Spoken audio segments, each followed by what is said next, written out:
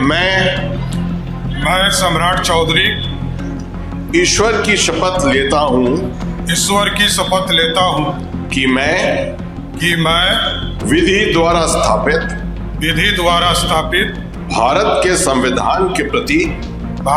संविधान के प्रति सच्ची श्रद्धा और निष्ठा रखूंगा। मुख्यमंत्री का पद ग्रहण करने गया आज से ही बिहार के लिए काम शुरू कर दूंगा।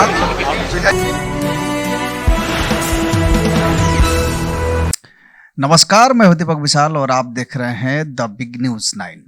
चूंकि बिहार में सीएम की कहानी का पटाक्षेप हो चुका है और अब फाइनली सम्राट चौधरी ने मुख्यमंत्री पद का शपथ ले लिया है। ये पूरी कहानी काफ़ी लंबे समय से चलती आ रही थी और इस पे काफ़ी सस्पेंस था, लेकिन एक नाम जो था वो कॉन्स्टेंटली बना हुआ था, लगातार बना हुआ था कि सम्राट चौधरी मुख्यमंत्री होंगे और फाइनली उन्होंने आज शपथ ग्रहण कर लिया। और उनमें सबसे बड़ी बात है कि चूंकि मैं बहुत पहले से मैं कहते आ रहा हूं कि सम्राट चौधरी को मुख्यमंत्री की ट्रेनिंग मिलनी शुरू हो गई है, क्योंकि आप जब उनके बॉडी लैंग्वेज को, उनके वक्तव्य को देखते हैं और उसको डिकोड करने की कोशिश करते हैं तो आपको समझ में आ जाता है कि उनकी जो ट्रेनिंग है, जो अभ्यास है, वो लंबे समय से चल रही थी। तो कुल मिला के इस कहानी का पटाक्षेप हो गया और एक बार नए मुख्यमंत्री के स्वागत के लिए पूरा बिहार तैयार है और सम्राट चौधरी बिहार के 24वें मुख्यमंत्री के रूप में आज शपथ ग्रहण कर चुके हैं। लेकिन इन तमाम चीज़ों के पीछे बहुत सारी कहानियां रहीं, बहुत सारी ऐसी राजनीतिक रणनीति रही जो जानना जरूरी है। हम लगातार ये बात कर रहे हैं कि आखिर नीतीश कुमार ने इतनी बड़ी जो दायित्व है उसको छोड़ करके दिल्ली क्यों गए, और अगर नीतीश कुमार ने पद छोड़ा भी तो जेडीयू से बड़े लीडर क्यों सामने नहीं आए, या फिर सम्राट चौधरी ही क्यों? क्योंकि लंबा सवाल है। बीजेपी का अगर सीएम बनना था तो बहुत सारे नाम तैर रहे थे। सम्राट चौधरी तो आरएसएस के थे भी नहीं, संघ के थे भी नहीं, और ना ही बीजेपी के समर्थित कार्यकर्ता लगातार रहे हुए हैं।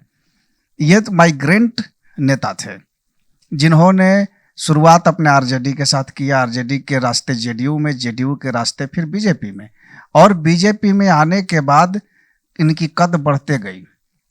तो सवाल बहुत है कि आखिर सम्राट चौधरी ही क्यों बने, नीतीश कुमार ने ऐसा क्यों किया?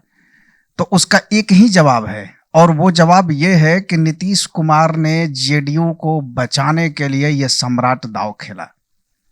सबका ये कहना है कि नीतीश कुमार अचेत अवस्था में है, सचेत अवस्था में है, किस अवस्था में है, लेकिन मैं आपको साफ साफ ये बता दे रहा हूं कि नीतीश कुमार ने जेडीयू को बचाने के लिए सम्राट चौधरी को सीएम बना दिया। अब आपके दिमाग में सवाल ये आ रहा होगा कि जेडीयू को क्यों बचाना था, जेडीयू तो अपने आप में मजबूत पार्टी थी। जी नहीं, जब भी सत्ता हस्तांतरण होता है वो सत्ता से जैसे ही उतरती है नीचे, यानी कि अगर इस ऐसे समझिए इसको कि बीजेपी की मुख्यमंत्री बनने का जो बात आया और तब नीतीश कुमार को पद छोड़ना पड़ा, या ऐसे कह लीजिए कि नीतीश कुमार ने पद छोड़ा इसलिए बीजेपी ने अपना मुख्यमंत्री बनाया। लेकिन सवाल अभी भी यही है कि आखिर जेडीयू कैसे टूट जाती। देखिए, नीतीश कुमार को ये लग गया था कि अगर हम जब तक मुख्यमंत्री हैं तो पार्टी में कार्यकर्ताओं से लेकर के तमाम लोगों की विश्वसनीयता बरकरार है, लेकिन जैसे ही मुख्यमंत्री पद को नीतीश कुमार छोड़ेंगे तो पार्टी के अंदर अलग अलग गुट बन जाएंगे और सब चाहेंगे कि हम मुख्यमंत्री बने और हमारा गुट मुख्यमंत्री बने। ऐसा हो भी रहा था। तो उसको रोकने के लिए नीतीश कुमार ने सबसे बड़ा दांव ये खेला कि सबसे पहले उन्होंने निशांत कुमार को पार्टी में ज्वाइन कराया। कर्म बाई कर्म चीज़ों को समझिए। निशांत जब पार्टी में ज्वाइन कर लिए तब नीतीश कुमार ने धीरे धीरे चीज़ों को उनके इंड में शिफ्ट करना शुरू किया। लोगों को ये लग रहा था कि नीतीश मुख्यमंत्री हो जाएंगे, उप मुख्यमंत्री होंगे बहरहाल नीतीश के बाद निशांत जो हैं वो पार्टी के कमान संभाल लेंगे। उनमें लोग नीतीश की छवि देखना शुरू कर दिया। तो जो टूट होनी थी, जो गुटबंदी होनी थी, सबसे पहले वहां पर ब्रेक लग गई।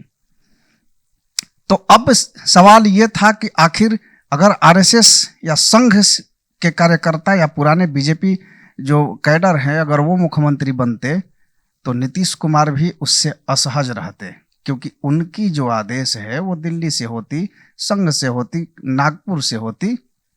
लेकिन सम्राट चौधरी जब मुख्यमंत्री बनेंगे तो वो चीजें नहीं होंगी। ऐसा मेरा मानना है कि ऐसा नीतीश कुमार ने सोचा। तो ये दूसरा दांव। पहला दांव कि जेडीयू को बचाने के लिए उन्होंने निशांत कुमार को लाया और जेडीयू को बचाने के लिए ही सम्राट चौधरी को भी मुख्यमंत्री बनाया।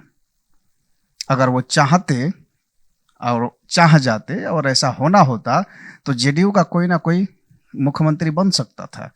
लेकिन फिर सवाल वहीं आके रुकता कि अगर जेडीयू का कोई मुख्यमंत्री नीतीश के अलावा कोई बनता तो फिर पार्टी बिखर जाती, क्योंकि दूसरा गुट ये कहता कि हम योग्य थे, हमें क्यों नहीं बनाया गया।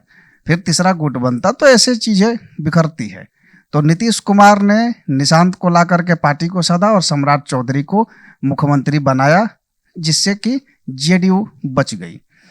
तीसरा चीज, सम्राट चौधरी को मुख्यमंत्री बनाने के पीछे बहुत सारी बातें हैं और कहा यह भी जा रहा है, ऐसा मेरा मानना है कि नीतीश कुमार ने बरसों पुरानी जो उनका सहयोग था उसको कर्ज समेत वापस भी लौटा दिया। जी, 2013 में जब नीतीश कुमार बीजेपी से अलग हो रहे थे, उस वक्त नीतीश की पार्टी को बचाने के लिए सम्राट चौधरी 13 विधायकों के साथ नीतीश कुमार की सरकार बचाई थी और अब वही पेबैक वाली सिचुएशन अभी बन गई। नीतीश कुमार और सम्राट चौधरी में हालांकि आपने देखा होगा कि धुर विरोधी रहे हैं। सम्राट चौधरी मुरेठा तक बांध लिया था, क्या क्या चीजें हुई थी। उसके बावजूद भी नीतीश कुमार के चहेते बने रहे।